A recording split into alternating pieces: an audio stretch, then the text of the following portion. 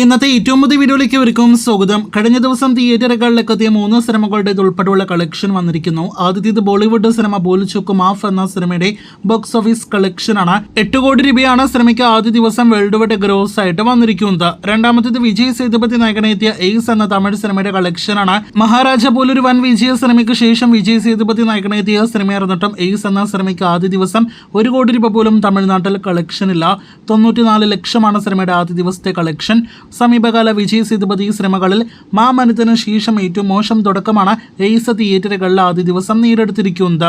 മോളിവുഡിൽ നിന്നും കഴിഞ്ഞ ദിവസം തിയേറ്ററുകളിലേക്ക് എത്തിയ ശ്രീനാഥ് ബാസി നായകനെ എത്തിയ സിനിമയാണല്ലോ ആസാദി. തിയേറ്ററുകളിൽ നല്ല അഭിപ്രായങ്ങൾ ലഭ്യമായ സസ്പെൻസ് നിറഞ്ഞ ത്രില്ലർ സിനിമയ്ക്ക് ആദ്യ ദിവസം 4 ലക്ഷത്തിന് മുകളിലായിരുന്നു കേരള ട്രാക്കിംഗ് എങ്കിൽ രണ്ടാം ദിവസവും സമാന കേരള ട്രാക്കിംഗ് ആണ് വന്നിരിക്കുന്നത്.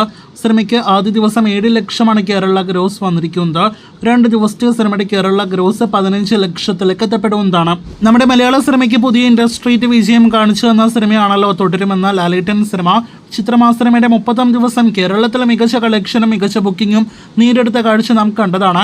ഇപ്പോഴത്തെ കേരളത്തിൽ മാത്രമല്ല, കേരളത്തിന് പുറത്ത് കർണാടകയിലെ ബംഗളൂരുവിലെല്ലാം തന്നെ സിനിമ വൻ ബുക്കിംഗ് നേടിയെടുക്കുന്നുവെന്നാണ് ബുക്ക് മൈ ഷോ റിപ്പോർട്ടിൽ നിന്ന് വ്യക്തമാക്കുന്നത്.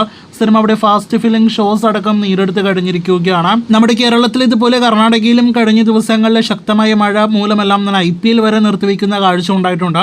എന്നിട്ടും ലാലേട്ടൻ സിനിമയ്ക്ക് അവിടെയും മികച്ച ബുക്കിംഗ് എന്നൊക്കെ പറയുമ്പോൾ ലാലേട്ടൻ ലെവൽ ഏത് ലെവലാണെന്ന് പ്രത്യേകം പറയേണ്ടതില്ലല്ലോ. ഇതിനിടയിൽ ഒരിക്കൽ കൂടി ലാലേട്ടൻ്റെ ഒരു ലെവൽ കാണിച്ചു തരുന്ന ഒരു കാര്യം കൂടി പറഞ്ഞുകൊണ്ട് വീഡിയോ അവസാനിപ്പിക്കാനായിട്ട് ഒരുങ്ങുന്നു. കഴിഞ്ഞ ദിവസം തിയേറ്ററുകളിലേക്ക് എത്തിയ പുതിയ മലയാളം സിനിമയാണല്ലോ സിനിമാറ്റിക് യൂണിവേഴ്സിൽ പെടുന്ന സിനിമ കൂടിയ ധ്യാനിൻ്റെ ഡിറ്റക്റ്റീവ് ഉജ്ജ്വലൻ.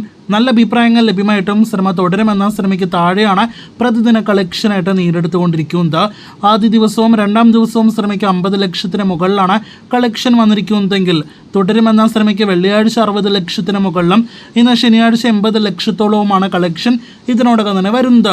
അപ്പോൾ ലാലേട്ടൻ സിനിമയുടെ തുടരുമെന്ന സിനിമയുടെ തേരോട്ടം തുടർന്നുകൊണ്ടേയിരിക്കുന്നു. ഇനി നാളെ ഞായറാഴ്ചത്തെ റിപ്പോർട്ടുകൾ ഇതുപോലെ അറിയാനായിട്ട് പ്രേക്ഷകർ കാത്തിരിക്കൂ.